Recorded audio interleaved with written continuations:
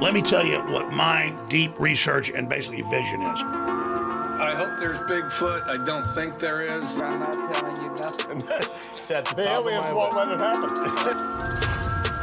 Happening now, breaking. Bernie Sanders is angry. Bears beats Battlestar Galactica. What are the tips? Give me some tips on how to work with Wes Anderson. Be ready to speak very fast and very clearly, because that's definitely one key thing.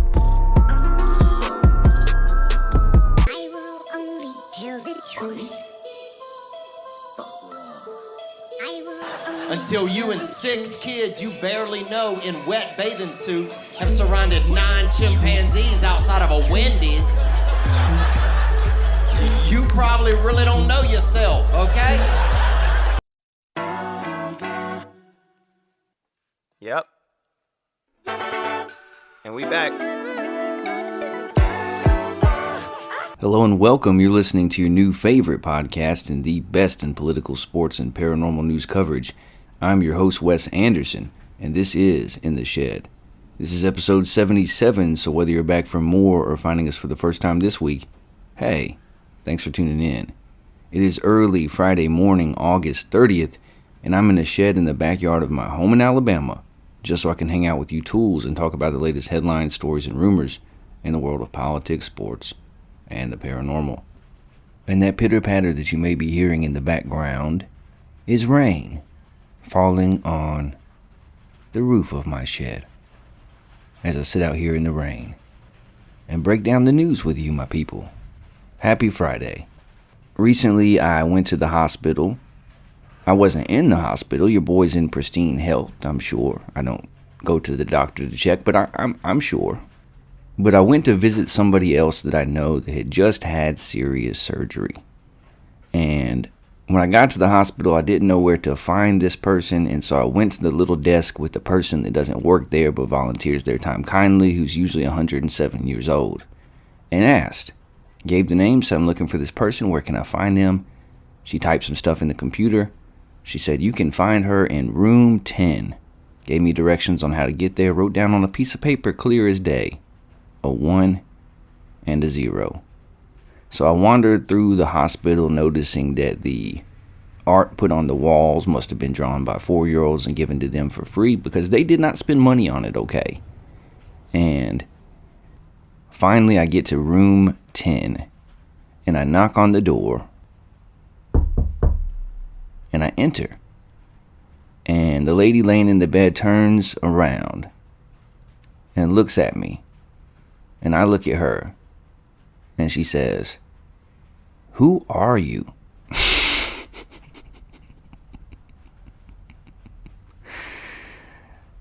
And sheepishly I replied, "I think I have the wrong room."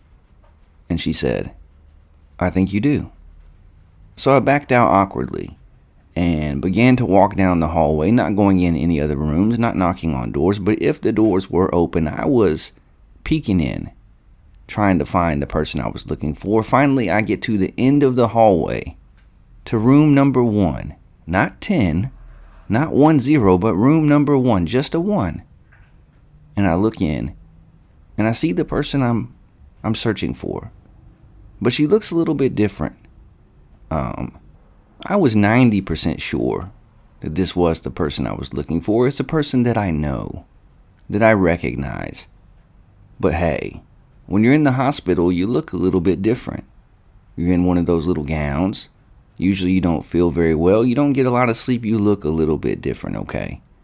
And being that I was a survivor of the war of awkwardness that I had just been through, I didn't want to step back into that bunker.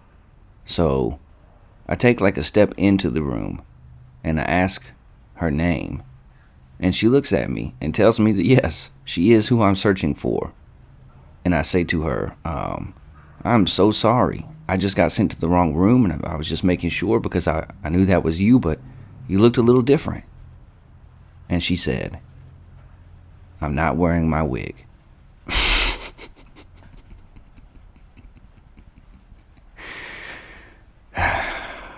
I called my wife on the way home, and she was dying in laughter over the phone. She said, you have never been able to tell when a woman is wearing a wig.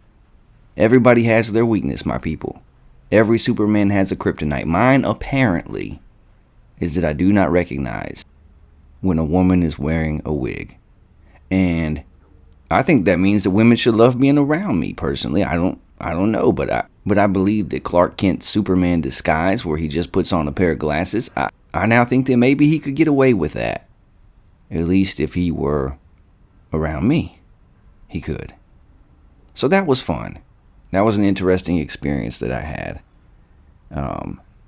Before we get to the show today, I want to take a look at the current state of the presidential election between Kamala Harris and Donald J. Trump, and give you my weekly prognostication. Once a week, I'm diving into the polls. I'm taking a look at the battleground states. I'm taking a look at trends. I'm looking at betting odds. I'm looking at how things that have happened during the week have affected the mind of the undecided voter, especially in swing states. And I'm giving you my best shot at where the race stands currently. If you're following us over on X at In the Shed 4, you will see these posted every Thursday. But if not, have no fear. I will share them with you on my show. So currently I have it like this. Kamala Harris with 273 electoral votes. Donald Trump with 265. Which means it's close. Close as a crew cut. Closer maybe than some people have it. And then the last 2 weeks, my prognostications have had large jumps. Based on what has happened and more current polling that has come out, the last two are the only two that have had Kamala Harris in the lead. And this is a difference of one state, one swing state. The three states I would say to keep an eye on right now are Georgia, North Carolina, and Wisconsin. Our humble little show is being listened to across the globe, 68 countries in total and counting still. We are, of course, being listened to all over this great country of ours, all 50 states. But we're still continuing to grow in popularity worldwide, somehow. Our top 10 looks like this. The U.S. makes up 54% of our listening audience, followed by India, Canada, the U.K., where we've been on fire this week. Thank you, U.K., University of Kentucky. France, China at number 6, Australia at 7. Australia, you're nipping on their heels. You can still catch China. I believe in you. No offense to my Chinese friends. Number 7, Mexico, followed by Germany and Malaysia, who still hangs on to the number 10 spot. Thank you, Malaysia. I want to give a special shout out this week to our 15 new listeners in Thailand. Sawadee, Thailand. We're currently averaging more listeners per episode than ever before. Still true thanks to you. And we're still adding followers over on X. You can find us there at In the Shed 4. You can also subscribe to our YouTube channel at In the Shed with Wes Anderson 6670. Please support the show by leaving us a 5-star review on Apple Podcasts. Help us beat the algorithm by sharing the show with a friend. Word of mouth is still how we grow. And listen, come in close real quick. Wes needs a favor from you. I would love it if you're hearing this. If you would be one of the first people to join our membership club at patreon.com/intheshed4. You can donate as little as $1, or you can subscribe for exclusive content for as little as $4 a month. That's 1 cup of Starbucks coffee, okay? If you keep supporting the show, I'll keep bringing you the news. If you subscribe, like, share, and review, we'll keep growing this thing together. And I'm hoping to get a few members to our membership club at patreon.com/intheshed4. I finally have some content up there. I'm going to be updating it weekly. If you're a fan of the show, I beg you, I implore you, I ask you to give me $4 a month and let me bring you the news. We've got a great show for you today, but first let's get to some listener emails. Our first email comes from Ty in Manhattan, Kansas, who writes, Wes, how can you not have Kansas State in your top 25 college football rankings? They're going to the playoffs. Ty, thank you for listening and writing into the show. You might be a little biased, seeing as how you are listening from Manhattan, Kansas, where Kansas State University is. Look, they are a good team, and They're well coached. They play tough football. They have a quarterback in Avery Johnson who is athletic, who can make plays. I'm not sure I can count on him as a starting quarterback when it comes to passing the football in downs where he absolutely has to against quality opponents. I'm not sure I believe in the depth they have on the defensive line and at the linebacker position. I don't have Kansas State far off. Look, I know my poll is not like others. I don't have them ranked 14th, 15th, 12th, 17th. But I do have them at 26th, if that makes you feel better, Ty. Right on the cusp of the top 25, and I would venture a guess that when we release our first iteration of the polls, when they have been corrected after 4 weeks of football, Kansas State very well may be in the top 25. Go Wildcats. Our next email comes from Jen from Marietta, Georgia, who says, Wes, are you surprised that RFK dropped out and endorsed Trump? Jen, I kind of am and I'm kind of not. If you would ask me at the beginning if he would drop out and endorse Trump, I would not have believed you. I wouldn't have seen that coming. But the way things have been trending, I'm really not that surprised. And what's more interesting to me than that is the game that's happening within the game. Because RFK had the guts to do something in the Democratic Party that only him and that Dean man and Marianne Williamson had the courage to do, and that is try to primary a sitting president. And because he tried to do so, the Democratic Party responded by launching lawsuits to keep him off ballots, by shutting him out of every opportunity to be included in debates, even when his numbers were much higher than they are now. And the Biden administration refused a Kennedy, who was running for president, Secret Service protection. All of that was in direct response to the fact that he was stepping out from the accepted practices of his party. And in a way that Marianne Williamson and Dean, whatever his last name was, all I can think of is Dean Cain, but we've already talked about Superman, Ripley's Believe It or Not. RFK was stepping out of the norm in a way that could affect things, whereas those two could not. And so his punishment was that they went hard at him, hard after him, leaking stories to the press, trying to make him look bad and tarnish his reputation, denying him Secret Service protection. And Kennedy's response to that was, okay, I see what you're doing. I'm no longer going to run as a Democrat. I'm going independent. I might be a spoiler. And then Trump almost got assassinated. And the Biden administration had no choice but to provide Secret Service protection. It looked bad. It looked bad that they had not done that already. There was egg on their face. So they gave the man Secret Service protection, and then he drops out. After Kamala Harris won't even take a meeting with him, he drops out. He endorses Trump. He speaks out against the Democratic Party and their operatives, and they respond by then pulling Secret Service protection from him as soon as he drops out, saying, you've suspended your campaign, you're no longer running, you don't need Secret Service protection anymore.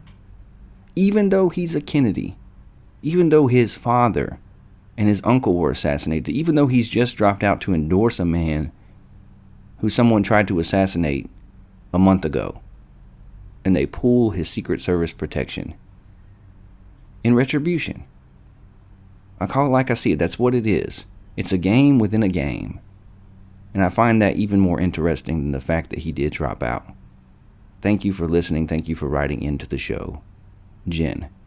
And finally, Lane from Nevada, or maybe it's Nevada, asks, why aren't you covering the life-threatening diseases being spread across America via mosquito stings? Aren't you worried? Well, first of all, Lane, mosquitoes don't sting.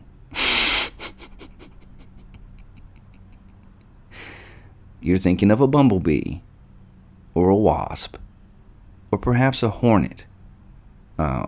Mosquitoes bite. They are biters. And I'm not sure that you have mosquitoes in Nevada/Nevada. But we have them as big as hummingbirds in Alabama. They bite me every day, okay? I sit on my back porch and listen to some podcasts. Check out Bigfoot Club podcast. If you're into cigars, give my guy Ray a listen at Ray's Cigar Lounge on YouTube or Facebook. I sit out on my back porch and listen to podcasts to unwind. Have me a pop. And I get stung every day. So am I worried about it? Of course I'm worried about it. If you know me, if you've listened to the show, you know that I'm worried about it. But I can't waste time being fearful that every time a mosquito bites me, I'm going to wind up dead at the age of 35. That's how old I'll be in October. Happy birthday to me. We haven't covered it on the show yet. We might at some point. If that's something you want to hear, Lane, you can turn on cable news and you'll hear it. And if there is more development in the story, something concerning, something that you need to know, we'll do our best to cover it. Thank you for listening and writing into the show. Lane from Nevada. That's all the listener emails this week. If you have any thoughts that you'd like to share, you can email the show at intheshedwithwes@gmail.com. Again, that's intheshedwithwes@gmail.com. I might even read it on air. All right, let's switch to this. Let's get to the news in the world of politics, and let's hit the headlines. California Democrats passed bill offering up to $150,000 in assistance for illegals to buy homes, writes the Daily Wire. Supreme Court won't hear vaccine mandate appeal, reports the Epoch Times. At least 10 Palestinians killed in Israeli raids in the West Bank, says the BBC. From Politico, Harris gains on Trump in Sunbelt states where Biden struggled, Fox poll finds. And finally, Trump dishonors fallen soldiers again, and that is according to The Atlantic. Our first story in the world of politics this week, Wall Street Journal, Ukrainian President Zelensky approved Nord Stream pipeline attack. The bombing that destroyed the Nord Stream gas pipeline at the bottom of the Baltic Sea on September 26, 2022 was carried out by Ukrainians with the support of the highest levels of the state and military. This was reported by the Wall Street Journal on August 14th, citing several unnamed sources in the Ukrainian military apparatus. According to the Wall Street Journal report, President Volodymyr Zelensky, which I'm just saying sounds a whole lot like that name from the Harry Potter. I think it's a name that I don't think you're supposed to say it. But that's what it sounds like. I digress. Personally approved the attack. At the urging of the American CIA, however, he made a retreat and ordered the termination of the operation. The now deposed commander-in-chief of the Ukrainian army, Valery Zelensky, nailed it, ignored the order and carried out the attack through to its completion. The Wall Street Journal report came a day after German newspapers reported that German Chief State Prosecutor Jens Rommel, not to be confused with Jen from Marietta, had already obtained an arrest warrant for a suspect in June. Ukrainian diving instructor Volodymyr Z. And I just find it interesting that the suspect's name is the exact same as the Ukrainian president. Maybe Volodymyr is a very popular name in Ukraine. I don't know. If you're one of our Ukrainian listeners, write into the show at intheshedwithwes@gmail.com and let us know, but I find it interesting. I digress.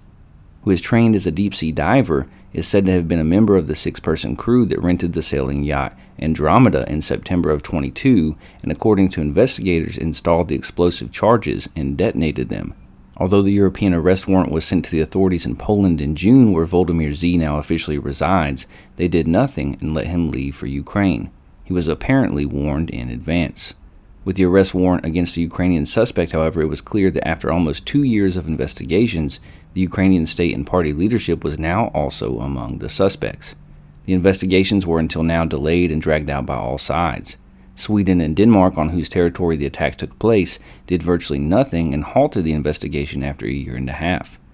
And maybe with some suggestion to stop investigating by the aforementioned American CIA.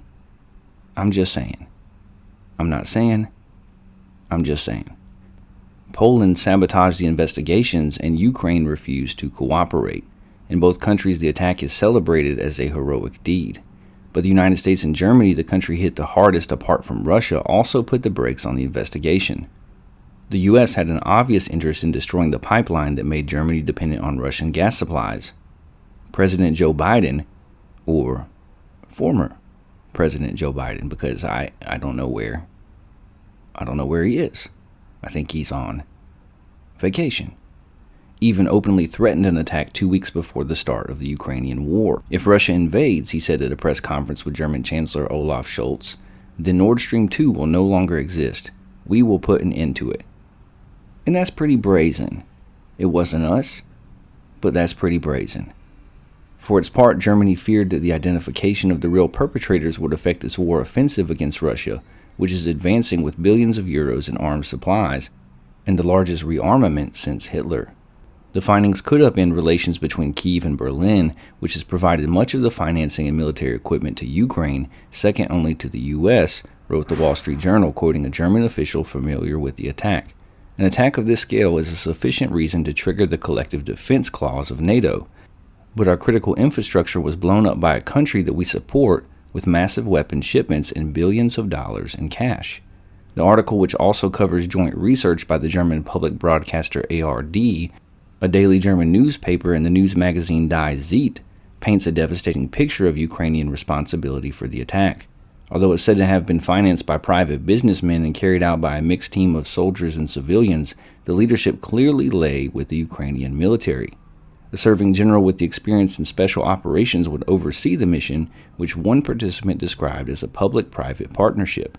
He would report directly to the head of Ukraine's armed forces, the 4-star General Zaluzhny, which sounds like a pasta.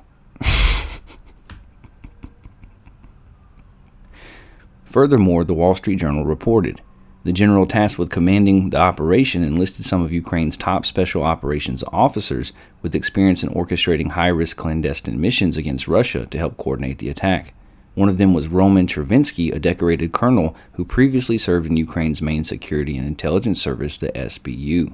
Not only the CIA, but also the German Foreign Intelligence Service, BND, knew about the plans before the attack, but did nothing to stop them. They were warned by the Dutch Secret Service, which is extremely active in Ukraine after the downing of Flight MH17 that killed numerous Dutch citizens. A few days after the attack, the BND received another detailed report on the incident from Dutch military intelligence, which the investigating police authorities were not allowed to read. These findings were completely hidden from the public. Instead, the media and politicians spread the absurd claim that Russia itself destroyed the pipeline, with which it earned billions annually, and half of which belongs to the state-affiliated Russian company, Gazprom. The Wall Street Journal's article, despite its revelations, is an attempt at damage limitation. It admits what is already known, reveals what can no longer be hidden for long, and at the same time strives to pull the main people responsible out of the line of fire. The article declares Zaluzhny, who now sits in London as a Ukrainian ambassador to the UK, to be primarily responsible in order to protect Zelensky. The claim that the CIA dissuaded Zelensky from the attack plan and that Zaluzhny opposed it is absurd. Like Zelensky, Zaluzhny could not take a single step without the consent of the U.S. Zaluzhny was actually an especially close confidant of the U.S. When Zelensky fell out with him and wanted to remove him, Washington resisted for a long period. The Ukrainian army was rebuilt, trained, and armed by the U.S. after the Maidan coup. Zaluzhny was in regular telephone contact with the top U.S. general, then chairman of the Joint Chiefs of Staff, Mark Milley. I talked to him every week, sometimes twice, sometimes 3 times a week, Milley told CBS News. The Wall Street Journal's report that the plans were spontaneously concocted by a handful of officers and businessmen during a drinking binge 4 months before the attack is also absurd. Such plans have been in place for a long time. The U.S. put pressure on Germany for years to shut down Nord Stream 1 and not put Nord Stream 2 in operation. Biden's previously quoted threat was just one of many. The real role of the American-German governments in the Nord Stream attack remains in the dark. But one thing is now undeniable. The attack, which cost billions of dollars in damage and drove energy prices to dizzying heights, did not come from an external source, from Russia, but from within Ukraine and NATO itself. The bombing lays bare for all to see the predatory nature of the war that NATO is waging against Russia and Ukraine. The methods of the war correspond to its aims. It's not about freedom and democracy for Ukraine, which is being bled white and destroyed by the war, but about the conquest and division of Russia's vast resources. That's why NATO partners also fight amongst themselves, using methods akin to mafia clans. So, let me just say at the outset that I do not subscribe entirely to the perspective given by the journalist who put this article together. I don't think that this war and our support of it has nothing to do with Ukrainian democracy, their right to be a sovereign nation, or Russia's invasion of them. I don't think that the whole thing is about diverting Russian assets. I don't buy it. However, this is not a report from some conspiracy website. The reporting contained in this article comes directly from the Wall Street Journal. And I do not find it absurd that Ukraine was actually behind the bombing of the Nord Stream pipeline. The idea from the beginning that it was Russia, that they bombed the pipeline themselves, I always found to be suspect. We were putting massive financial sanctions on their country when they invaded Ukraine. We were trying to pit the oligarchs of Russia against Vladimir Putin. We're trying to bleed them dry financially in hopes that the public would turn against the ruling class. So it didn't make sense to me that Russia would have been behind this. It does make sense that Ukraine would have done this, and if they did do it, of course the U.S. would have known in advance. And hey, the claim that the CIA said, maybe don't do that, and some factions within the Ukrainian military went ahead and did it anyway, that tracks. Where have you seen this story covered by mainstream media and on cable news, other than just a quick passing glance? This is a big deal. This reporting by the Wall Street Journal should have been covered far and wide, not just from a shed in a backyard in Alabama. And it goes to show us how messy warfare is, how ugly it gets, and how the news that we receive about what's really happening overseas and where our tax dollars are going isn't always on the up and up. Bases are being covered, T's are being crossed, and I's are being dotted, okay? CYA, you know what that stands for. And most likely, that's what has gone on here. President Biden said it from the beginning. If you invade, we're going to take out Nord Stream. I don't think that we did it. I don't think it was American planned or led. However, it happened. It was most likely Ukraine. We knew about it, tried to stop it, and it happened anyway. And that's the real. We give it to you straight on this show. We keep it a buck with you, my people, my babies, my tools. Apparently it was the Ukraine all along. Our next story in the world of politics, 818,000 jobs correction may not worry economists. It's a problem for Kamala Harris. The federal government routinely revises economic data, but it rarely makes a correction as large as it did on Wednesday, when the Bureau of Labor Statistics reported America's economy created 818,000 fewer jobs than it initially thought over the past year. The new data comes at a politically consequential moment as Vice President Kamala Harris tries to ride momentum as Democrats' new presidential nominee and rewires voters' perceptions of the Biden administration's economy. The White House, and Harris along with it, has struggled to figure out how to convince Americans that despite a widespread and consistent public unease about the U.S. economy, things are actually going quite well, and that inflation has been tamed without substantially ruining the labor market. Joe Biden boasted at the Democratic National Convention Monday night that he had helped create 16 million new jobs as president, rounding up from 15.8 million. He could no longer say that after Wednesday's BLS report. Still, creating 15 million new jobs is not nothing, far more than the nearly 7 million jobs created during Donald Trump's administration after stripping out pandemic-related job losses. Democrats have found momentum in the presidential race with Harris stepping in for Biden. In an ABC News Washington Post Ipsos poll released on Sunday, she led Trump nationwide among registered voters. But Trump has a 9-point advantage on the two issues most cited by Americans in that poll as the most important, the economy and inflation. In Gallup polling from July, less than a quarter of Americans had rated the U.S. economy as good or excellent for most of last year. Any bad economic news in the coming months would seem to be an advantage for Trump in the upcoming election.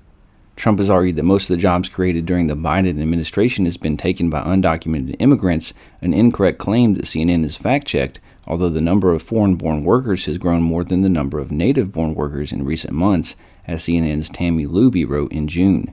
Trump has sought to drive a wedge between Democrats by arguing that undocumented and foreign-born workers are taking black jobs and Hispanic jobs, as he claimed during the CNN presidential debate in June when Biden was still in the race. That claim was the crux of Michelle Obama's comeback during the DNC speech Tuesday night, when she said that Trump was threatened by her and her husband, two hardworking, highly educated, successful people who happen to be black. Who's going to tell him that the job he's currently seeking might just be one of those black jobs? She asked. There's one piece of anticipated good news that most economy watchers expect before the election. The Federal Reserve has signaled that it could cut interest rates in September. Anticipation of that rate cut has already driven down mortgage rates. The rate cut itself could further lower borrowing costs and boost the job market and the overall economy. If elected in November, Trump would impose tariffs on large swath of imported goods, likely driving up costs, but perhaps forcing more domestic production. He also proposes making expiring tax cuts permanent and further cutting taxes. Harris, on the other hand, would extend the tax cuts for most Americans but seek to raise taxes on the wealthiest. She would also push for tax credits to help people with children and first-time homebuyers, generous but expensive proposals. Neither Harris nor Trump has a serious plan to deal with the spiraling national debt. Every year, the BLS conducts a revision to the data from its monthly survey of business payrolls, then benchmarks the March employment level to those measured by the quarterly Census of Employment and Wages program. The preliminary data marks the largest downward revision since 2009 and shows that the labor market wasn't quite as red hot as initially thought. However, job growth was still historically strong. The data will be revised again and finalized in February. Trump on Wednesday accused the administration of manipulating job statistics, although there's no evidence for that, and it seems like a conspiracy to cook the numbers would revise them up, not down. And it's certainly not a leak, as Trump suggested. This is an annual revision. It's decidedly not an attempt from the Biden administration to mask any bad news about the economy, according to Wallace. The reality is it's very difficult to compare job growth under Trump to job growth under Biden because of the COVID-19 pandemic that shocked the U.S. economy in ways that economists still don't understand. When you go through large shocks, the period after has a lot of noise in the data. This is not new, RSM chief economist Joe Borales told CNN's Matt Egan. In fact, the last time there was such a large adjustment in BLS data came in 2009 at the end of the Great Recession. This doesn't materially change the outlook or the risks around the outlook, Borales has said. The jobs market is still pretty strong, just slightly less strong, a little less hot. That doesn't mean a large-sounding jobs revision won't contribute to the larger American unease about the economy. So, this revision of the jobs report, this tiny, minuscule, barely important revision, came out right at the height of the Democratic National Convention. A convention that, if you watched, was all about joy. And I know that because they said the word joy more times than I tell you that I want to be on a billboard in India, which I do. Put me on a billboard in India. Former President Trump's claims that this is somehow a cover-up or a leak do not hold water, because this information does not help Kamala Harris in her election efforts. It does not make the Biden administration look very good. Now, his claim that they have monkeyed with the statistics in such a way as to look as good as possible, hey, so does every administration. To me, this is about government's inability to get things right and to put information before the American people in such a way to reflect the reality that they want you to believe. And what the Biden administration has been trying to sell to the American public for some months now is that our economy is doing great. Not only have we recovered from COVID-19, but we are doing great. Forget about how much your groceries cost. Forget about how much the price of insurance has risen. Forget about the toll that inflation has taken on your family in the last year. Forget about the gas prices. Just trust us. The economy's doing great. We've made so many We've created so many new jobs. Well, you've created 818,000 less than you said. And hey, I'm not a math major, but that's a lot. That's the biggest revision that's had to be made since I was a college freshman, and it's been a minute. This is no different to me than the fact that the Department of Defense and the Pentagon have failed every financial audit they've ever been under. The fact that right before September 11th and the terrible terrorist attacks that happened, our government had to admit that, hey, we lost something like $1.9 trillion that went up missing and we don't know where. And then the area where they kept those documents had a plane crash into it the next day. Look it up. The economy is doing great for those with means. The stock market is doing fine. But for the everyday average American, we are having a hard time. We don't believe you because it's not reflected in our everyday living. We're struggling to make ends meet, to put food on the table, to pay our mortgage, to pay for health insurance and home insurance and car insurance. And this is a problem for Kamala Harris. I don't understand why Donald Trump has not focused almost exclusively on the economy and the border. And the fact that the person who's now claiming on day one she's going to address these issues has been in office for 3.5 years, and the problems have gotten worse. He's focused on silly things that don't matter. And it's because of his own ego. His advisors have got to get in his ear and tell him to back away from worrying about what race Kamala Harris is or isn't, from calling her a DEI hire, from mocking and making fun, and instead just saying, hey, can you afford your groceries? Do you have money in the bank? Are your wages enough to cover the toll that inflation has taken upon you? That's what matters to the American people. And yes, it's true that Joe Biden, despite this report, has created more jobs in his presidency than Donald Trump did. It's a fact. It's also a fact that a lot of those jobs created are because people are having to work extra jobs because they can't get by on one. The economy is not in a good place if you are middle or lower class in our country. Nor did this article mention the fact that a quarter of the jobs created, 25% of the jobs created in the last year, have gone to undocumented immigrants. Trump's claim that people are taking quote-unquote black and Hispanic jobs. Yeah, I don't know about that, but people who are coming into our country illegally have received 25% of the jobs created in the last year. Look it up because I did. Our next story in the world of politics, Kamala Harris steals another idea from Trump. Now she wants to build the wall. No joke. I thought I was reading a headline from the Babylon Bee when I saw on Tuesday that Vice President Kamala Harris now wants to build the border wall, but it wasn't satire.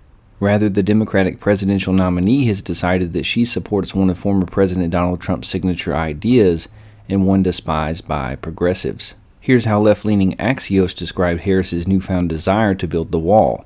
It's the latest example of Harris flip-flopping on her past liberal positions, such as supporting Medicare for all and banning fracking, proposals that aides say she now is against. We haven't gotten any explanation either, as Harris hasn't done a single interview or press conference since President Joe Biden dropped out of the race last month. Finally, the campaign has agreed to an interview with CNN on Thursday, which was yesterday. But it won't just be Harris. Her running mate, Minnesota Governor Tim Walz, will be there too. That makes it seem like Harris can't handle an interview on her own and feels like a cop-out. Just scheduling this one interview has caused a lot of consternation for Harris's campaign. I'm guessing a lot of that turmoil has to do with the fact that Harris doesn't have a coherent agenda for what her presidency would look like. The rest of the angst is tied to Harris's general incompetence on camera when off teleprompter. Let's take a quick trip down memory lane. In 2019, when Harris was running in the Democratic presidential primary, the U.S. Senator of California had some thoughts on the border wall. Harris called it Trump's medieval vanity project and un-American in a 2018 social media post. She also posted in 2020 that Trump's border wall is a complete waste of taxpayer money and won't make us any safer. Seems pretty straightforward. In addition, Harris is on the record during her first presidential run vowing to decriminalize illegal border crossings and offering undocumented immigrants health care under the Medicare for All plan. She also said she would not deport immigrants here illegally if they hadn't done anything else wrong. Fast forward to now. Immigration has rocketed to one of the most important issues for voters, in no small part because the Biden-Harris administration oversaw chaos at the southern border amid record numbers of illegal crossings. Even though Biden appointed Harris as border czar in 2021, she accomplished nothing to deter illegal immigration across the border. So she knows she's weak on this issue, and now her campaign is trying to make Harris look like a tough border enforcer. But that's all hard to believe when one looks at her record the past 4 years and what she said. Last week at the Democratic National Convention, Harris pledged to sign a bipartisan Senate bill that would spend hundreds of millions of dollars to continue building the border wall, and she's released a campaign ad that features the wall several times. I guess that settles it. The border wall is just the latest example of Harris backtracking on former stances. Her convictions seem about as deep as what the polls tell her to support. Her few actual policy ideas since becoming the Democratic nominee, including price controls on groceries, are so terrible that Harris's fellow Democrats are downplaying the idea by saying that price controls would never pass through Congress. And the wall isn't the only talking point Harris has stolen from Trump. Earlier this month, she pledged no taxes on tipped wages. The problem is, Trump already had proposed that idea several weeks earlier. That means of Harris's limited proposals, one isn't likely to go anywhere, and two are copied from Trump, whom Democrats portray as the archenemy of democracy. The general vagueness over what Harris actually believes and supports has led to confusion in the campaign over how to best leverage her running mate Walz. As Politico reports, the danger in sending him out to do big solo interviews is that he might not have a full command of where Harris is on every issue. Boy, I wonder why. I have one question for Harris. Who are you? I'd honestly like to know. So, a lot of Kamala Harris coverage on the show this week. Which means that I will get hate mail from the K-Hive and from some of our listeners who say, hey, why are you carrying water for Donald Trump? We don't do that on this show. We are an independent news show. We give you the news straight and trust you to draw your own conclusions. This article is not from a right-leaning news source. This is an opinion piece from USA Today. I don't normally worry about sharing where the articles are coming from because we cover left, center, and right news reports and sources, and I think that you are smart enough and mature enough for us to read you the entire article and let you determine for yourself what is and what isn't. Would I tell you this is from USA Today because it's not necessarily a right-leaning news organization. They quote Politico and Axios, who are to the left in this article. And I find it interesting that so far, Kamala Harris, who is running to be the commander-in-chief of our country, has come out with 3 proposals, one of which the right labels communism, and the other 2 are directly copied and pasted from Donald Trump. Is that not bizarre? Weird flex, but okay. No taxes on tips and build that wall. Hey, I think I heard that somewhere else. I'm familiar with that. I'm not familiar with you, Kamala Harris. This cannot be good for her. When it comes to her support from the left, she's trying to move to the middle.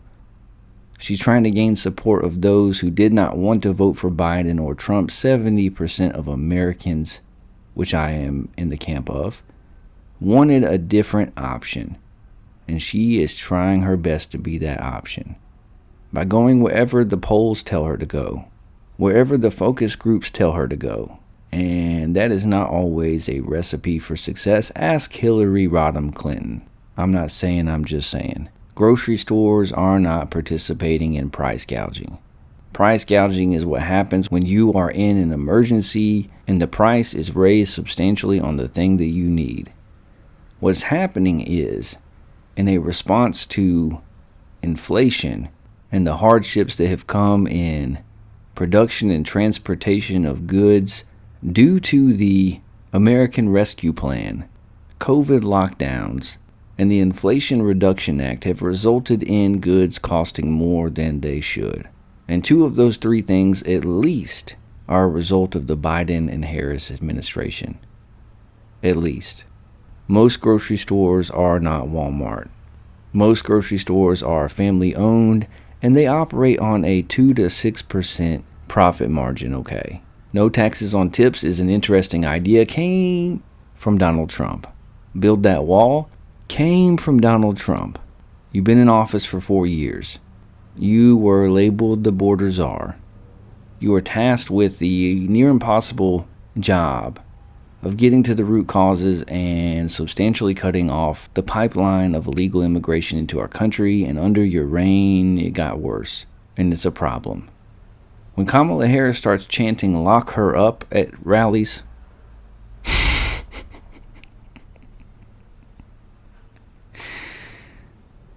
I'm joking, but it does appear that she is a chameleon, which most politicians are. They go with what is popular. They say what they need to say to be elected. I'm not a Harris supporter. I'm not a Trump supporter. I'm a registered independent. I'm bringing you the news, and I found this to be interesting. Our last story in the world of politics this week: astronauts stuck in space will not return on Boeing Starliner. Will wait for SpaceX instead.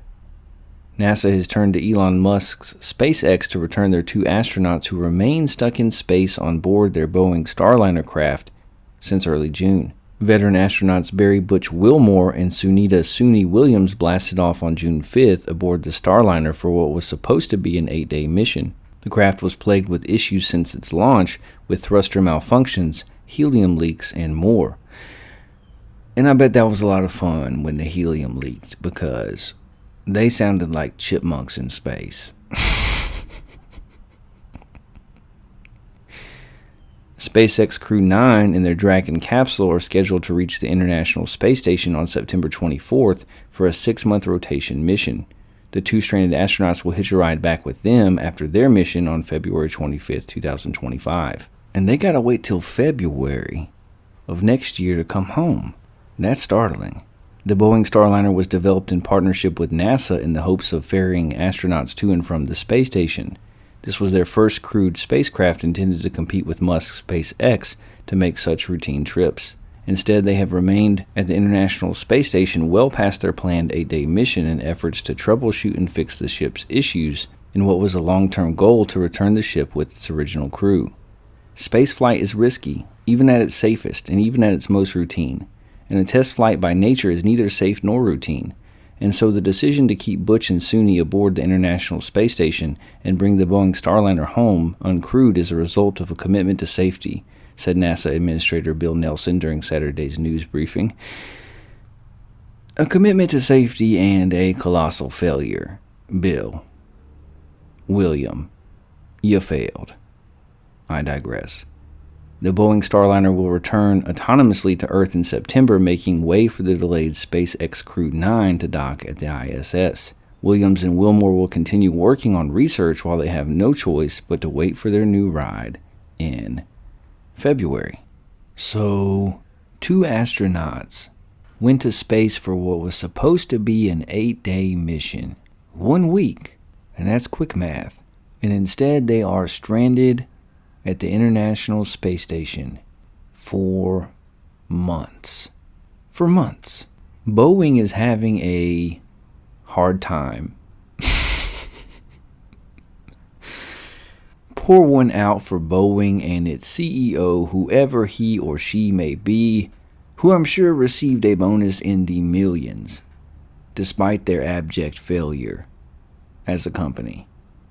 The last thing I want to do right now is fly anything made by Boeing. To me, this sounds like a Hilary Swank film. A movie starring Hilary Swank as an astronaut in which she goes to space for a routine mission. Amid tension at home between her and her husband of 20 plus years who have fallen out of love. They respect each other. They like each other, they're good friends, but they are different people than they were when they got married in their youth. And it's only while trapped in outer space that Hilary Swank finds out that she has been in love with her co-worker Andrew Lincoln all along. Stuck in space premiering on the Paramount Plus network next month.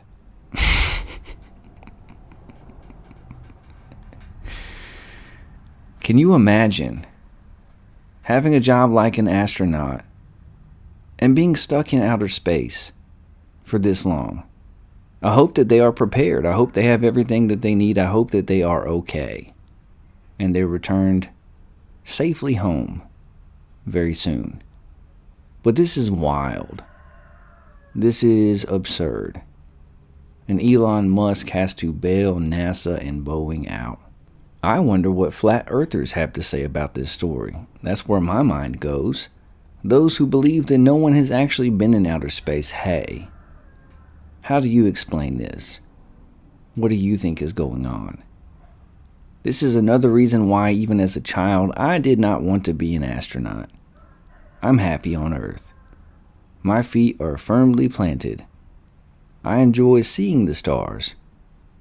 I don't need to be among them.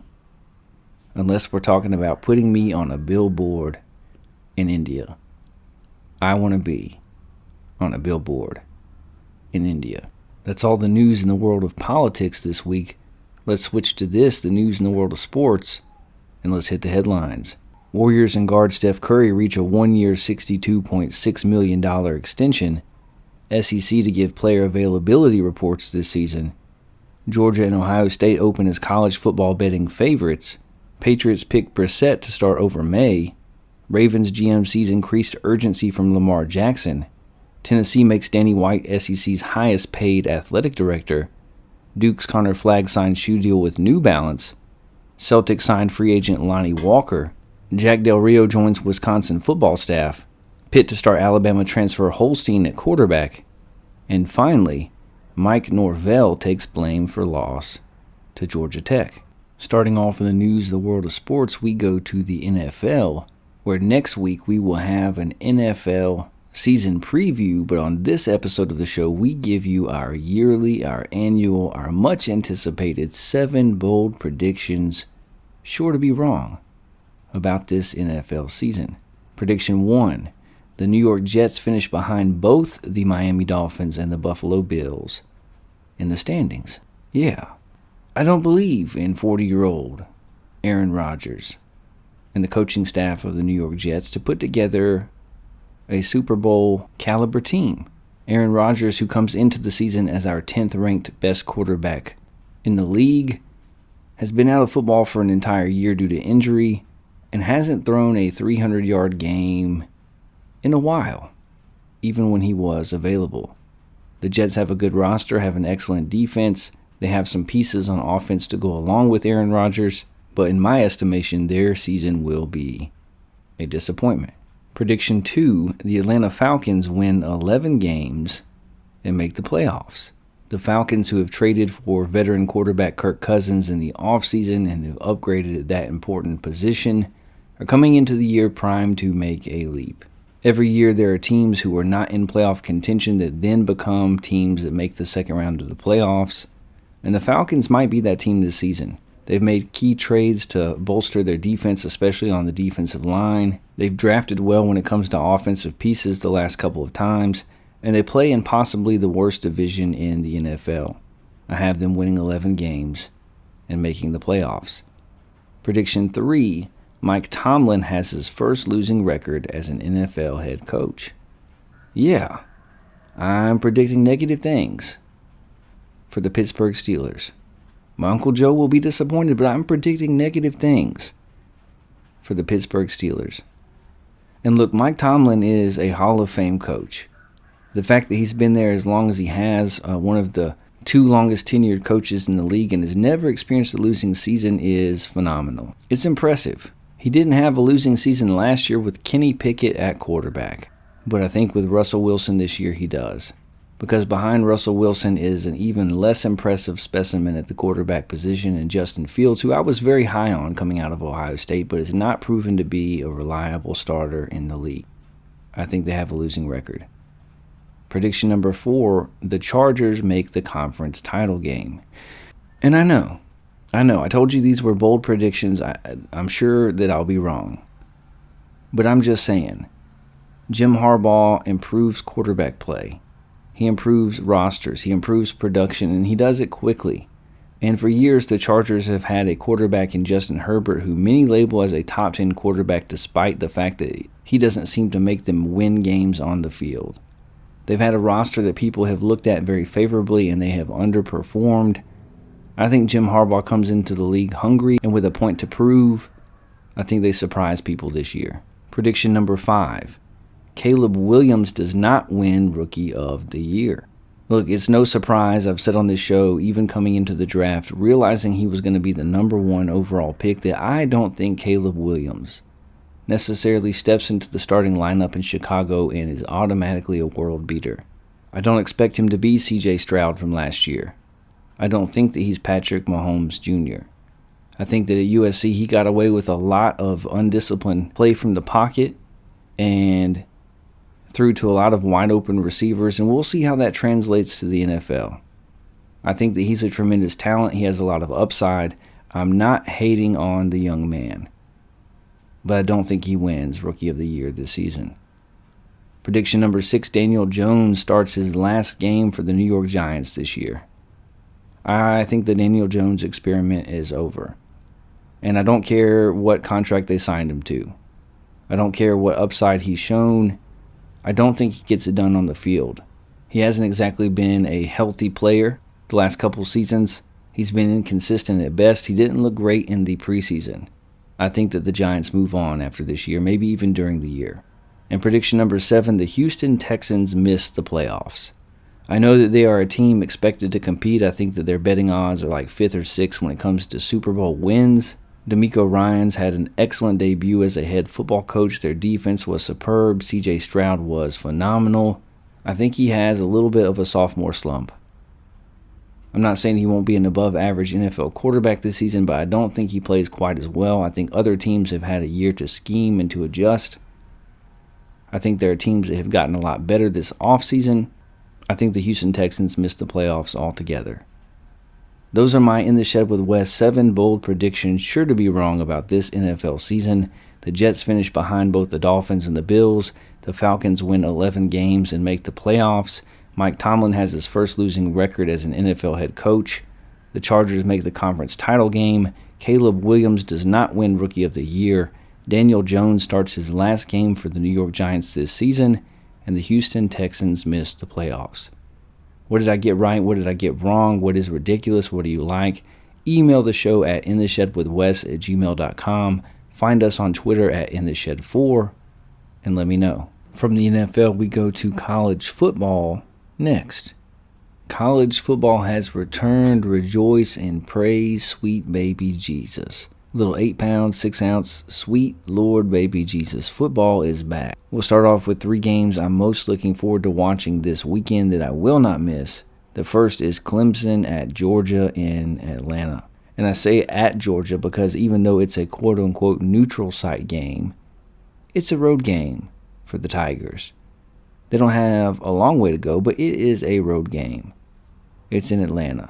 It's an incredibly important road game for Dabo Swinney to show that his Tigers have not fallen behind the rest of the pack when it comes to the elite teams in college football.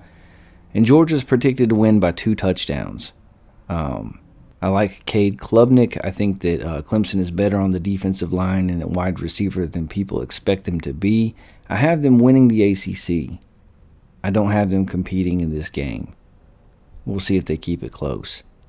I also will not miss Miami at Florida in the Anxiety Bowl. That's what this is. This is the Anxiety Bowl between Mario Cristobal and Billy Napier, 2 coaches who have something to prove. 2 coaches who better win more games this year than they did last year. Mario Cristobal has brought in one of the top quarterbacks in the transfer portal and former Washington State Cougar Cam Ward, and he has a lot of talent on the roster. He's predicted to be one of the top 3 teams in the ACC, but will he live up to the hype? And will he start off his season with a win? Meanwhile, Billy Napier and the Florida Gators have got to turn things around quick. They have a 7-year collegiate athlete at quarterback in Graham Mertz, the transfer from Wisconsin, who had a pretty good and efficient year last year. He's not a world beater, but he won't lose games for you. They've got talent all over the field, but Billy Napier has got to prove it. Both of these coaches have to prove it. They have to make big leaps this year or their seats will be very hot. I expect Florida to win, and I won't miss this one. The third game I'm looking forward to watching is Notre Dame at Texas A&M. Notre Dame visits Texas A&M. Notre Dame is the higher-ranked team, and yet they are an underdog. They lost their starting left tackle to an injury in the offseason. They had a couple of offensive linemen that went in the NFL draft this past year, but still I expect them to be better. I think this is the deepest team that Notre Dame has had in the past 3 or 4 seasons. I think their defense will be one of the top 7 defenses in all of college football. I think Riley Leonard, the transfer quarterback from Duke, can do great things in the system. They returned their offensive coordinator who came back to Notre Dame from LSU. And they're playing a Texas A&M team at a stadium that's going to be rocking. 110,000 people it's going to be rocking. Coach Mike Elko is making his debut for the Aggies against a top 10 opponent. We have them ranked number 6 overall in the country. And Texas A&M is not short on talent either. They've got a quarterback that we expect big things from this year. They have a defensive line that ranks among the best in all of college football. The spread is 3 points on this game. I have Notre Dame, but I won't be missing it. Next, I want to go to the In the Shed with Wes preseason top 25 in the world of college football. If you listened to our college football preview show with Jake Crane last week, which I hope you did, shout out to Jake Crane, host of Crane & Company on the Daily Wire Network, a national show. He's got 150,000 subscribers on YouTube, and he came in the shed with us to break down college football. I had a blast. That is a good dude. That dude did not hesitate when I asked him to be on the show. He made arrangements. He made time. He was very gracious. Had a blast talking college football with him. But if you listen to that episode, or if you follow us on Twitter at InTheShed4, I've shared these top 25 rankings with you, but I'm going to go over them now. I have Texas at number 1, Georgia 2nd, Oregon number 3, Ohio State number 4, Ole Miss number 5, Notre Dame number 6, Tennessee 7, Alabama 8, Oklahoma State 9, Utah 10, LSU 11, Michigan 12, Clemson 13, Missouri 14, Penn State 15, Kansas 16, Liberty 17, Florida State 18th, Iowa 19th, NC State 20th, Memphis at 21, the Miami Hurricanes at 22, North Carolina at 23, Appalachian State at 24, and Texas A&M at 25. I'll hit the highlights on our rankings. The first piece of news is that I do not have the Georgia Bulldogs ranked number 1. I have the Texas Longhorns. And I know that I'm going to catch ire from SEC fans, from Georgia Bulldog fans. Hey, Georgia has the most talented team in the country. I agree. Hey, Georgia has the best football coach in the country. I agree.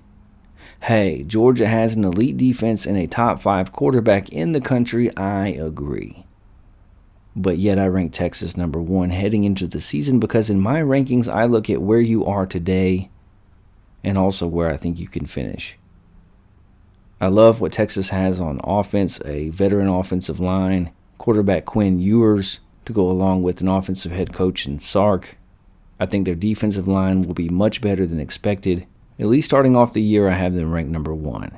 And I know I have Ohio State ranked number 4. I haven't seen their quarterback perform at a high level in passing situations against elite teams. Ohio State paid $20 million to be the most talented team in college football, and they just might be. I have them ranked at 4th going into the year. Their schedule sets up in such a way that they will be in the college football playoffs, no doubt. But I don't know that they're the best team in their own conference, let alone the country. I also have Notre Dame at 6 and Tennessee at 7, which will rankle feathers, and the Alabama Crimson Tide at number 8. And hey, I'm an Auburn guy, but this didn't come from hate. I think there are teams who are better than the Crimson Tide. I think Alabama loses 3 games this year. I do. Between visiting Tennessee, hosting Missouri and Auburn, and hosting Oklahoma, I think they lose 2 of those games. I think they lose at home against Georgia. I think they lose 3 games this year. I have defending national champion Michigan at 12. And unlike other polls, I consider the teams that other people don't want to rank. I have Kansas at 16, Liberty at 17, Memphis at 21, Appalachian State at 24. Shout out to Appalachian State offensive lineman Thomas Schrader, the transfer from Florida State, who I babysat when he was 3. And now he's an offensive lineman on a D1 team in college football. I have gray hair, is what I'm saying. If you listened to the show before, you know how our college football rankings work. We put out a preseason ranking. I have taken the time to review all 133 teams, their rosters, how they performed last year, the coaching changes, their recruiting, and I give you who I think are the top 25 teams coming into the year, and then we let the games happen. We let them play 4 weeks of college football, and then we readjust and we'll put out weekly rankings. What do you love about my rankings? What do you hate? Who do you have as the top team in the country? Is it Georgia or someone else? Email the show at intheshedwithwes@gmail.com. Find us on Twitter at intheshed4 and let me know. As far as the expanded college football playoffs, the 12-team playoffs, this is who I have making it this year. I have Ole Miss, Tennessee, and Notre Dame as predicted back in January on our first episode of the year. I have Ohio State, Oregon, Oklahoma State, Clemson, Texas, Georgia, Utah, Kansas, and the Liberty Flames. If you're keeping up at home, that's 4 SEC teams, 2 Big Ten teams, 1 from the ACC, 2 from the Big 12, which might be a surprise. Notre Dame and Liberty representing the group of 5. I think Liberty could go undefeated, although they do play Appalachian State and might lose that game. I think in the group of 5, we're looking at Memphis, Appalachian State, Miami of Ohio, and Liberty as the 4 teams with the best chance to make the playoffs. I think Memphis is the best, but keep your eye on Appalachian State. And remember that I said it. Let's switch to the In the Shed with Wes Anderson solid 7 for week 1 of college football. These are the 7 games in which I predict the winners against the spread. The 7 matchups that I like the best against the spread this week. The aim is to hit over 53%, where we are in the money on the year, and we keep track of how we do. I took North Carolina minus 1.5 at Minnesota. That game happened last night, and they won by 2, so I covered. And I got off to a good start for the weekend. I'm also taking South Alabama minus 5 versus North Texas. I think that the Jags get it done. I have Oklahoma State minus 10 versus South Dakota State, something I don't feel great about, but with Ollie Gordon at running back, surely the Cowboys get it done. I'm taking Notre Dame plus 3 at Texas A&M. A crazy environment. Texas A&M could win. They have a great defense, but I'm going with Notre Dame. I'm taking BYU minus 16.5 points versus Southern Illinois. James Madison minus 6.5 at Charlotte, even though they lost their head coach and a lot of their talent. And give me LSU minus 4.5 points versus USC in Las Vegas. I think LSU and USC are the Spider-Man meme. The 2 teams pointing at each other like, hey, you are like me. But I think LSU will have more talent on defense. I think they'll be improved there. I'm not sure that USC will be. Both teams should have elite offenses. Give me the Tigers in that matchup.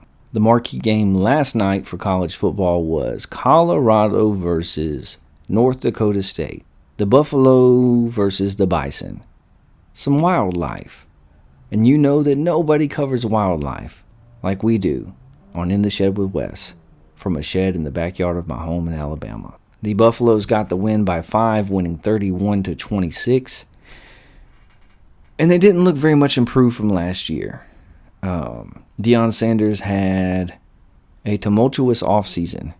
And I have been a Coach Prime defender, and I cannot defend the way that he's acted this offseason. The way that he's acted toward media covering the team. His son, Shiloh, has filed for bankruptcy in a ludicrous situation that we covered a couple episodes ago. Their win total for the year is 5.5, over or under 5.5 games. They moved to the Big 12. They could get there, and hey, if they win 6 games, they improve from 1 win to 4 wins to 6 wins. That's something. But I'm not sure with all the attention they get and the coverage they get, it's going to be a lot. Shedeur Sanders was incredible. His pocket presence and accuracy and anticipation was great. The Buffaloes have 2 NFL wide receivers in Horn and Travis Hunter. And the most impressive thing about Travis Hunter is not the amount of plays he played on offense and defense and how good he was at both, but the fact that he does that while also having a 4.0 GPA. Hats off to the young man. Colorado will go as far this year as their offensive and defensive lines allow them. They looked pedestrian in that regard last night. Their offensive line allowed their quarterback to get hit a ton. Their defensive line was Swiss cheese in the first half and much, much better in the second. They went into halftime down 20-17, but didn't give up a single point in the second half. Maybe they can build on that against a very good North Dakota State team. An FCS level team, but a team that might have more pros on their roster than Colorado. And the thing to be seen about Colorado and the way that Deion Sanders is running that program is, can you build a culture when you turn over your roster the way that he does season to season? The first year, it made sense for that to happen. They needed an upgrade at almost every position. They needed depth. But this year, you would hope to have some of those players return, and they lost like 52 players in the portal. They brought in like 62 or something like that. I might have my numbers wrong, but they brought in a ton of players. How do you build a culture when your entire roster turns over? When you don't have an identity? Do they even want to run the football this year? They barely tried last night. They're going to have to win in the Big 12 in order to surprise people. They got new coordinators on both sides of the ball. And you know, outside of the Auburn Tigers and the Kentucky Wildcats, the team that I root for the most is the Colorado Buffaloes, not because of Coach Prime, but because I spent a summer in Colorado in college. And I've always rooted for them since. Shout out to Uncle Gary. But it remains to be seen if they can put together more than an average football team under Coach Prime and the way that he's leading things currently. I hope they can, but they have a ways to go. That's all the news in the world of sports this week. Let's switch to this, the news in the world of the paranormal, where our first story takes us to the JFK assassination. Yeah, we go into Dealey Plaza, my babies, my people, my tools. I'll see you at the grassy knoll. Trump promises to release all JFK assassination files as RFK Jr. endorses him. Former President Donald Trump has vowed to task a presidential commission to release all the files related to the 1963 assassination of President John F. Kennedy. Trump made the announcement alongside Kennedy's nephew, Robert F. Kennedy Jr., at a campaign rally in Arizona on Friday. The Republican presidential candidate said if he's elected to a second term, he would establish an independent presidential commission on assassination attempts which would handle the release of the JFK files. This comes after Trump himself was the subject of an assassination attempt in July when a bullet of the would-be assassin grazed his ear during a rally in Butler, Pennsylvania. Trump said he would task the commission with releasing the remaining documents regarding the Kennedy assassination. They will also conduct a rigorous review of the attack last month, Trump said about his own assassination attempt. About 4,700 files from the JFK case remain partially or heavily redacted. Kennedy Jr. is the son of former Attorney General and New York Senator Robert F. Kennedy, who himself was assassinated during his 1968 presidential campaign. Trump said RFK lost his father and uncle in service to our country, and Bobby himself was subject to repeated threats to the safety of his family during the course of his campaign. He added, "This is a tribute in honor of Bobby." During congressional testimony last month, FBI Director Christopher Wray said the gunman who took aim at Trump 20-year-old Thomas Matthew Crooks searched for details on the JFK assassination ahead of the shooting, which took the life of one rally attendee and left 2 others wounded. The FBI director revealed last month on July 6th, the same day that he registered to attend the rally, Crooks searched for how far Lee Harvey Oswald was from Kennedy when he took the shot that killed the president in November of 1963. On July 6, he did a Google search for how far away was Oswald from Kennedy, Wray said in front of the House Judiciary Committee. That's a search that's obviously significant in terms of his state of mind, the director added. That is the same day that it appears he registered for the Butler rally. Trump's announcement that his re-election would lead to the establishment of a new commission came after Kennedy Jr. ended his presidential campaign and endorsed the former president. The independent candidate and vaccine conspiracy theorist announced the suspension of his campaign on Friday. The mainstream of American politics and journalism derided my decision to run, the 70-year-old said at a press conference during which he spoke about chronic disease and criticized the corruption in health agencies as well as the Democratic Party. In an honest system, I believe that I would have won the election, he claimed. Without sharing any evidence, he said the media was tainted by government propaganda. On Friday, Trump said, soon after I can't even believe that I have to say this, nearly assassinated in Pennsylvania last month, Bobby called me to express his best wishes. He knows firsthand the risk incurred by leaders who stand up to the corrupt political establishment, the former president added. When you stand up, you bring on some trouble for yourself, but you have to do what's right. Trump went on to say that Bobby himself was subject to repeated threats to his safety during the course of his campaign. So, Donald Trump says that if he is reelected, he will put together a special presidential commission to investigate and release the rest of the 4,700 plus documents pertaining to the assassination of John F. Kennedy. And this is something that anyone listening to this segment of the show, if you're still with us, you can get excited about. However, I'm pretty certain that he promised to do this last time also. And he released some documents, heavily redacted documents. He released some of them. But many presidents have promised to release the JFK files, and they never do. And I think it's because when they get into the office, the first picture they see is of the assassinated president. And then they learn that it was the CIA. And they realize what could happen to them if that information were to get out. I'm not saying, I'm just saying. I've read many books on the topic. The CIA killed John F. Kennedy.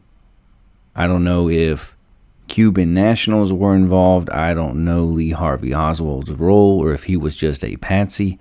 I don't know if the vice president had something to do with it. But I'm confident that it is not as it seems, and that the CIA was involved. The magic bullet theory is hogwash. There's so much about this story, about the whole thing, about Lee Harvey Oswald's relationship with the CIA prior, about his trips to Russia. There's a good book that I've read called Lee Harvey Oswald and the CIA. It's like 460 pages. That lays it all out. It's very interesting stuff. And I want those files to be released. And I think if Trump put RFK in charge of it, or on that commission, how sweet would it be? What poetic justice. But I don't know if it happens, even if he wins. But what gives me hope that it might is that somebody tried to assassinate him. And I don't care who you are. If that happens to you, it's got to change something in you. It just has to. May not change everything about you, but it's got to change something. Here's to hoping that those files become public one day. Maybe in November. I don't know. We'll see. From the assassination of John F. Kennedy, we go to Bigfoot for our next story. Kind of. Because of course we do.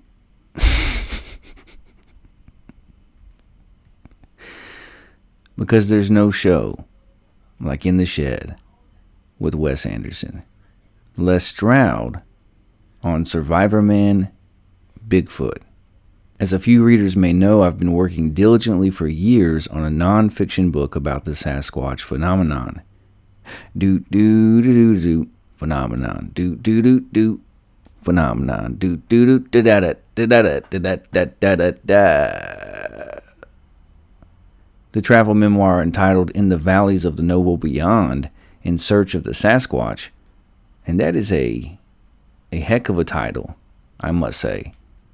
Chronicles my wanderings through British Columbia coastal communities of the Great Bear Rainforest to hear about eyewitness encounters with the reputed half-man, half-ape creatures said to inhabit the area.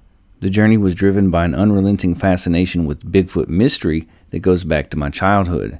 My goal was to better understand what people are seeing, if not the physical creatures themselves, and why, if these animals do exist, they are so elusive as they are. Over the course of the project, I came to realize that whatever the reality of these beings, the Sasquatch phenomenon, I already did the song, had a lot to teach us about ourselves, about perception, belief, the nature of reality, and a great deal more. And I'm in, big dog. I'm gonna look up your book right after this show. When I get up out the shed, I'm gonna do a Google search, and if that book is out there, it will be on my bookshelf. During a subsequent visit to the Great Bear, I had the pleasure of meeting outdoorsman and TV personality Survivor Man, Les Stroud. He was traveling to the village of Klimtu in First Nation territory to shoot an episode for his Survivor Man Bigfoot series when he made an appearance at my cabin. Interested in all matters Sasquatch, Stroud decided to come by for a chat after hearing that I was in the area working on a book about the subject. Since then, his Survivor Man Bigfoot has met with a lot of popularity and success. I reached out to Stroud recently to ask him about his experience with the series and what it was like to delve into the esoteric world of Sasquatch research. You're known for your Survivor Man TV series and brand. How did you find yourself embroiled in this topic of Sasquatch? Slowly and organically. I had a Sasquatch experience a while ago that I mentally shelved. In fact, I ignored it because I was in the middle of shooting a Survivor Man episode. I remember thinking to myself at the time, that was a Bigfoot. And then I thought, I cannot mention that because the episode will become about that and not survival, which is what I'm teaching. I was enough of a purist that I buried the experience in favor of what I was there to do. I didn't want to muddy the water. A couple of years later, I was doing a live radio interview. One of the interviewers said to me, "Hey man, have you ever seen a Bigfoot?" I never talked about it publicly, but I rarely, if ever, lie in an interview. I always tell the truth, even if it's tough. And he just asked me about Bigfoot on the air. I wondered, how do I answer? I could say no, but then I thought, nah, I'll just tell the truth. So I told him my story in graphic detail.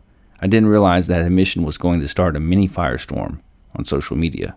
Later, I started thinking this was a great combination of brands, Survivor Man and Bigfoot. I pitched it to the network, and that set me on the path of doing Survivor Man Bigfoot.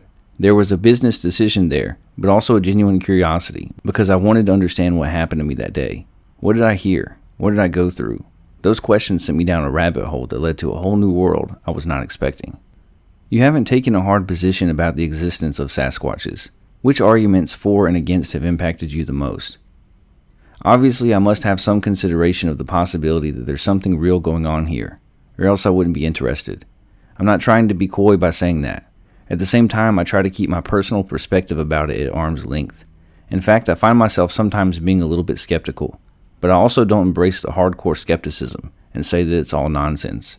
I think a lot of times we see the anecdotal accounts as undeserving of respect, but we forget how much as a culture we live in an empirical way, scientifically. If you look at all the anecdotal references to this phenomenon, along with the empirical findings, for instance, certain Sasquatch tracks and audio recordings of vocalizations that are not in the human range, you've got a problem. If you put all that data in one room and examine it, and then say that there's nothing to this, I believe you would look incredibly ridiculous. In my opinion, the science behind the idea that it's nonsense is less than the science behind it saying that there's something going on here. That's my biggest take home. Has your wilderness experience given you some insight into what is behind the phenomenon? Once you spend enough time outdoors, it's easier to accept the idea that Bigfoot is possible biologically. In fact, when you think enough about it, the idea becomes almost boring or commonplace. What you focus on in your book is the more interesting angle. What is the Sasquatch? Why do people see it or not see it? Why don't we have one yet? It goes so deep so quickly that you start getting into a lot of other areas. In some cases, you have to have a very open mind just to wrap your head around it. Is it possible that a physical, biological ape exists in the wilderness? Sure it is, but I think it's much deeper than that, and cooler, and bigger. The conversations at parties and around water coolers can become boring pretty quickly on the subject. Some people have posted still frames from your Survivor Man Bigfoot series on social media showing shadowy images in the trees behind you, claiming them to be Sasquatches. What do you make of that? The motivation to do that comes down to people's obsession. I knew one particular Bigfoot researcher, a scientist and biologist, who was obsessed with Sasquatch being proven biologically so that his peers would finally respect him. He was obsessed with the angle. I told him not to care what other people were saying, but he couldn't get it out of his mind. The minute you suggested something about the phenomenon that seemed slightly metaphysical, he freaked out. He closed his mind to that because he knows other people won't respect it. But I digress. People who are seeing the shadows behind me on screen really want to prove Sasquatch to the world, and think that they're called upon to show everybody that these creatures exist. They just want it so badly, and they trust me because they trust Survivor Man. They're trying to help me. They're like, dude, did you see what was behind you? Dude, it was right there. They're following you. Bigfoot is following Survivor Man. Bigfoot must believe in Survivor Man. It's kind of hilarious.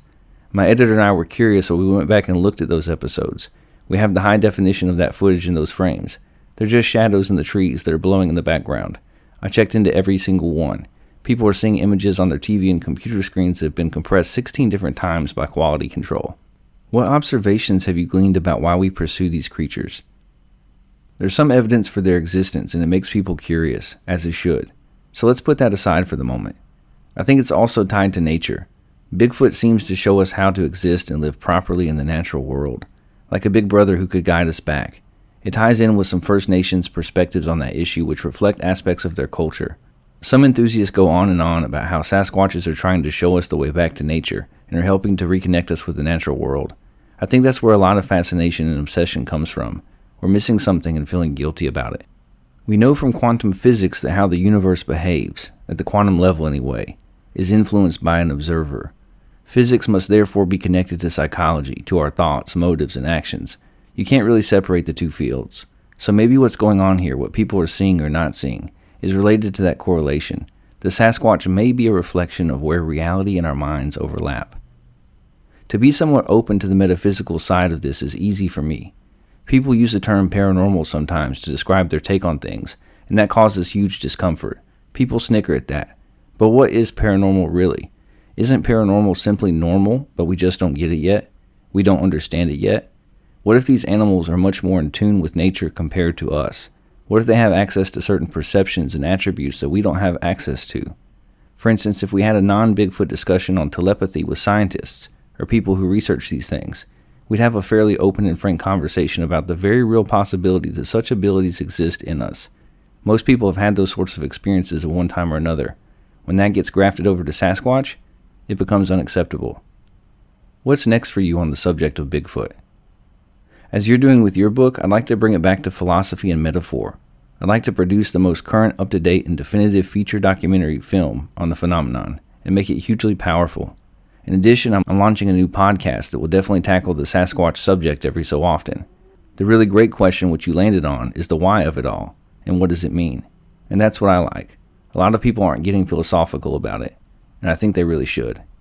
So, that was selected portions of an interview between the author of the aforementioned book on Sasquatch and Survivor Man Les Stroud. What do you think about what Les Stroud had to say about the existence of Sasquatch? I've never seen Survivor Man Bigfoot, which is a surprise because I thought I had seen every Bigfoot show that there is. I watch all of them, even the silly ones when they're obviously in somebody's backyard. I find them to be fun and a good way to unwind at the end of the day when I'm not on the back porch listening to a podcast. But if you are, check out Bigfoot Bob's podcast, my buddy, Bigfoot Club. He and his nephew Steven do a great job. Or if you're into cigars, check out Ray's Cigar Lounge, another good show. But I digress. I'm going to have to go and find Survivor Man Bigfoot and give it a watch. The reason why I share this story, this interview, portions of this interview, is because what Les Stroud is talking about is an incident that he had while filming the show Survivor Man. You remember that show? It was on for a while. He would take a camera and go out into the wilderness and show you how to survive. Just him and his camera and his harmonica. Dude loved playing his harmonica. And I was a bigger Survivor Man fan than I was of Bear Grylls. I liked the over-the-top antics that Bear Grylls would do, jumping out of airplanes and drinking urine and so forth.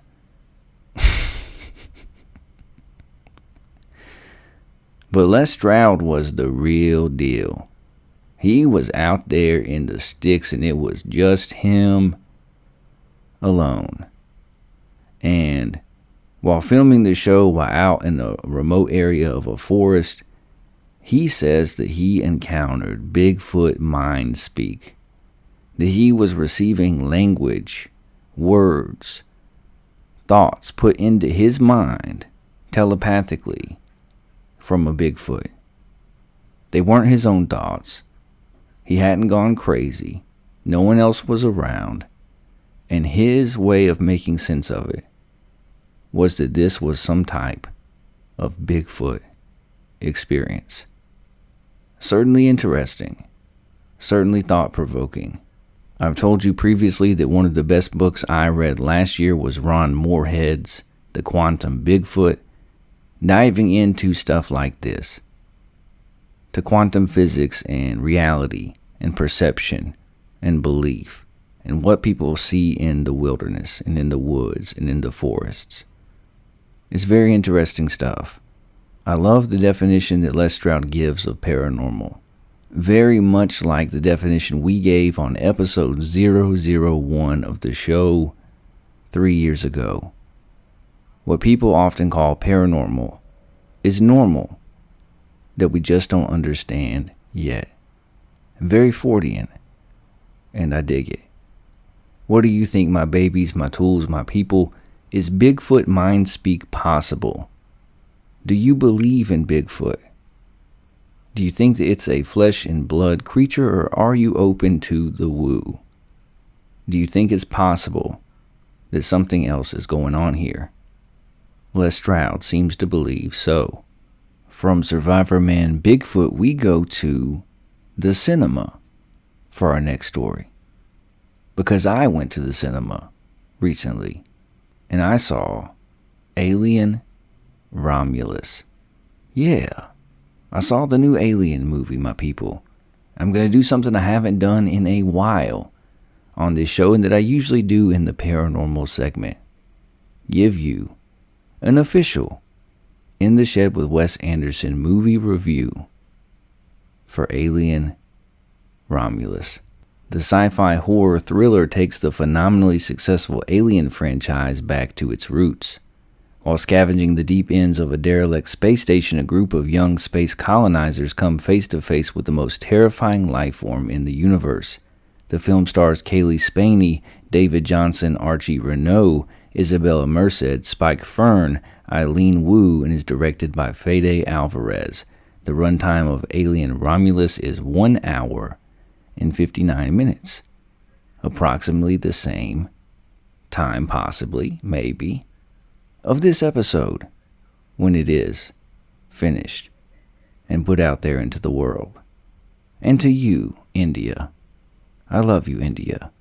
Put me on a billboard. I can't say it 3 times in an episode, can I? I digress. I went with a couple friends recently to see the new Alien movie. I've seen all of them. I grew up watching them and thinking that they were cool and terrifying and awesome. And this one fits right in. I won't give any spoilers, but the plot was solid. The acting was very good. The writing I found to be fun. It had a couple good twists in there. And the movie was very visceral. What really took it back to the roots was it was such a visceral movie. It had just the right amount of suspense mixed with horror, mixed with sci-fi, that made it a movie that is the kind of movie that I want to see in the theaters. Not on my couch, not rented on the television, but in the theaters with a large Coke and some buttery popcorn. One thing that I always worry about with these movies when they add to classic franchises is that with modern technology and artificial intelligence and CGI that they're gonna mess up the monster. And this movie did not do that in my estimation. It kept the monster true to form, but added some terrifying aspects and updates as well. On a scale of 1 to 5, with 1 being I hope I never see it again, why did I waste my time, and 5 being this was the perfect film, I give Alien Romulus a 4.3879. And that's good. That's one of the highest rated films that we have reviewed on this show. I recommend it to you. Have you been to the theaters lately? Have you seen the new Alien movie? What did you think? Email the show at intheshedwithwes@gmail.com. Get at us on X at intheshed4. I would love to hear your thoughts. From Alien Romulus, we go to Afghanistan for our last story. The real story of the Kandahar Giant, the 13-foot cryptid purportedly killed by U.S. Special Ops. In August 2016, a YouTuber posted a lengthy interview with a military contractor identified only as Mr. K. In the interview, Mr. K claimed to have been present during the brutal slaughter of a killer he called the Kandahar Giant. The killing of the giant, he said, took place during the height of Operation Enduring Freedom in 2002 when the military was engaged in fierce battles with the Taliban in their de facto capital in Kandahar province during the U.S. invasion of Afghanistan. But this was no human fighter. The Kandahar Giant, Mr. K said, was 13 feet tall, with fiery red hair, 6 fingers and 2 sets of teeth. It even killed one of the Special Forces soldiers with a spear before the rest of the unit brought it down with 30 seconds of sustained gunfire. And after they radioed it in, the Army took away its corpse and has hidden it ever since. In 2002, a group of soldiers went missing while on patrol in a remote mountain region of Kandahar in the south of Afghanistan. And when they failed to make radio contact for some time, the military sent in a special ops unit to investigate, though the branch of the armed forces they belonged to was never confirmed. Then, high up in the mountains, the unit came across a cave with scattered army equipment around, but no sign of the missing soldiers. And that's when they chanced upon the Kandahar Giant. Though the tale grows with the telling, with some reports suggesting that the humanoid grew as tall as 15 feet, this red-headed giant with 6 digits, leather moccasins, and smelling like dead bodies suddenly emerged from the cave and impaled one of the soldiers with a spear. And that's when the soldiers opened fire, ultimately felling the giant with 30 seconds of continuous gunfire. Between them, the squad was armed with full-auto M4 carbines, recon carbines, semi-automatic, and M107 Barrett anti-material rifles firing 50 caliber BMG, reads one report. This much firepower concentrated on one target for 1 second, let alone 30, would be extremely destructive. After the troops killed the giant, they loaded it onto a Chinook helicopter, which carried it to a transport plane, where no one ever saw it again. The soldiers were forced to sign non-disclosure agreements so the government could keep them all quiet. But eventually the soldiers broke their silence because, as one of the men would later say, the people have a right to know the truth. In August 2016, Snopes reached out to the Department of Defense about the Kandahar Giant incident. The Department of Defense told the outlet in no uncertain terms that they had no record or information about a Special Forces member being killed by a giant in Kandahar. What's more, there are no press releases on the Department of Defense's website involving either a Special Forces troop disappearing in Afghanistan or of any incident involving soldiers felling a giant. Of course, as with any good conspiracy, this lack of evidence isn't sufficient proof that the myth of the Kandahar Giant does not exist. In fact, Snopes' debunking of the legend has had quite the opposite effect in certain cryptid spaces, which claim that the government is trying to hide the truth from the public. Around the same time that the Snopes article came out that discredited the story, self-proclaimed supernaturalist L.A. Marzulli told several right-wing websites that the U.S. government was covering up the spectacular story, and that those in power had a vested interest in keeping the truth of biblical prophecies from being exposed to the general public. People have a right to know about this stuff. If there are 15 or 18 footers roaming the earth and our military has brought them down, we have a right as American citizens to know about it, he said. I mean, this isn't classified military stuff. This is something we need to know, and it points back to biblical prophetic narrative. The real story of the Kandahar Giant is a lot less interesting than the myth. In 2016, L.A. Marzulli, whose YouTube channel is dedicated to tying current events to biblical prophecies, brought the story roaring back to life. In a now-deleted video first posted on August 16, 2016, Marzulli interviewed Mr. K, a man purporting to be a soldier who said that he witnessed the giant of Kandahar. Mr. K claimed he saw the giant carrying a spear and murdering a United States soldier named Dan before he and other special forces took it down. According to Marzulli, the creature was a Nephilim, a group of people mentioned in the Genesis and Numbers books of the Old Testament, who are said to be people of unusually large size and strength that could be found in the Middle East both before and after the flood of Noah's Ark fame. But biblical scholars largely agree that the Nephilim tales were metaphors and not based on the reality of a 13-foot giant living in the desert. What's more, the only Dan that died in Kandahar around the time of this alleged incident in 2002 was Sergeant First Class Daniel A. Romero, who was killed in a bomb blast alongside 3 other soldiers. But even with the evidence stacked against it, the myth of the Kandahar Giant is still said to be an open secret among soldiers who served in Kandahar in 2002. And several veterans who served in the region have said that from that point on, they were instructed to point their weapons high by aiming for the head and then a little higher. So, the story of the Kandahar Giant. I remember hearing this story years ago. Certainly a captivating story. Whether you think that there's something to it, whether it's a myth, a legend, it is nonetheless a good story. I haven't seen the interview that's mentioned here with the guy saying that he was one of the soldiers. I'll have to go look that up and find it and watch it for myself. But the idea of giants has always been something that has fascinated me. All the stories of people finding bones of folks who are 10, 12, 14 feet tall, and even some of those bones making it to the Smithsonian. And these are reports in actual newspapers.